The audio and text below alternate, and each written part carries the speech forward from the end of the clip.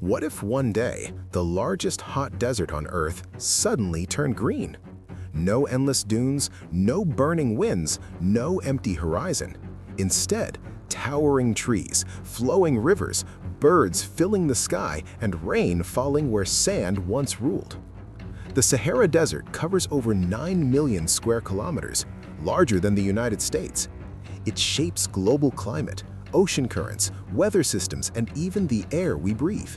So today, we ask a dangerous question. What if the Sahara Desert became a forest? Would Earth heal, or would the planet spiral into chaos? The Sahara was once green. This may sound impossible, a mistake of history, a fantasy invented by modern science, but it has happened before. Long before the pyramids rose, long before written language, long before the desert claimed its name. There was a time when the Sahara was alive, not sand, not silence, not death, but green. Thousands of years ago, Earth entered a climatic phase known as the African humid period. The planet's orbit shifted ever so slightly. The tilt of Earth changed the rhythm of the seasons. Monsoon rains pushed northward far beyond where they fall today. And when the rains arrived, the Sahara transformed. Vast grasslands rolled across North Africa like an ocean of green. Wildflowers bloomed where dunes now stretch for hundreds of miles. Rivers cut paths through the land, feeding soils that had waited thousands of years for water. Where today the sun scorches bare sand, once stood forests, savannas, and wetlands. Gigantic lakes filled natural basins. One of them, Lake Megachad, was larger than the Caspian Sea. It covered what is now barren desert across multiple countries. Waves lapped against shores that no longer exist. These lakes weren't temporary puddles.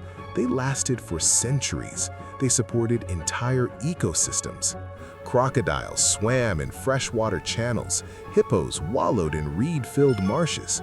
Elephants, giraffes, and antelope roamed freely across lands now uninhabitable. Predators followed the herds.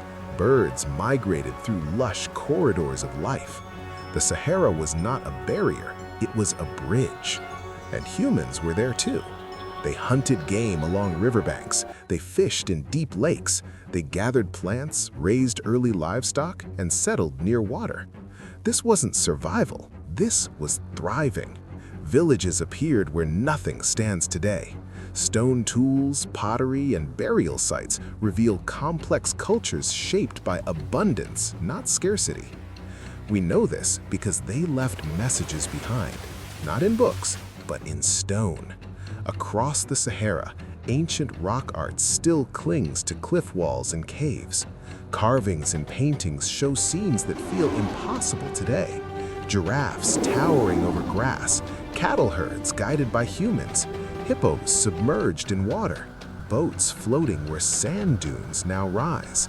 These are not symbols, they are records, eyewitness accounts from a forgotten world. Slowly, almost imperceptibly, the rains began to fade. Earth's orbit shifted again. Monsoons retreated south. Lakes shrank. Rivers dried. Grass gave way to dust. Forests collapsed. Life migrated or perished. The desert didn't arrive suddenly. It crept in. People followed the water, toward the Nile, toward the Sahel, toward the coasts. What remained behind hardened into silence. Wind erased footprints, sand buried villages, time sealed the memory. But the Sahara is not dead. Beneath the dunes lie fossilized riverbeds. Under the sand rest seeds that once bloomed. Hidden aquifers still store the water of ancient rains. The desert remembers. And history proves one thing beyond doubt. The Sahara has changed before. Which leads to a dangerous and fascinating question. The day the sand turns green. Imagine waking up one morning, satellite images show something impossible. Dark green spreads across the Sahara like ink in water. Rain begins to fall, not storms, seasons. Seeds buried for thousands of years sprout, grass explodes across dunes, trees take root. Within years, the desert is no longer a desert, it's a forest. How could this even happen? The idea sounds impossible at first. A desert the size of the United States turned green. Rivers flowing where dunes once ruled. Grasslands replacing endless sand. Rain falling in a place long thought dead. Yet Earth has done this before, and disturbingly, it could happen again. Scientists point to 3 possible triggers, each powerful enough to reshape an entire continent. 1. Climate shift, when Earth itself changes course. Earth's climate is not static. Over tens of thousands of years, our planet subtly wobbles, a phenomenon known as orbital precession. This wobble changes how sunlight is distributed across the globe. When northern Africa receives more summer sunlight, something remarkable happens. Land heats faster, low-pressure systems strengthen, moist air from the Atlantic and Indian Oceans is pulled north. The result? African monsoons intensify. Rain that once stopped near the equator begins traveling deep into the Sahara. Lakes form, rivers return, vegetation spreads. This is not speculation. It happened during the African human period, when the Sahara was home to hippos, crocodiles, and human civilizations.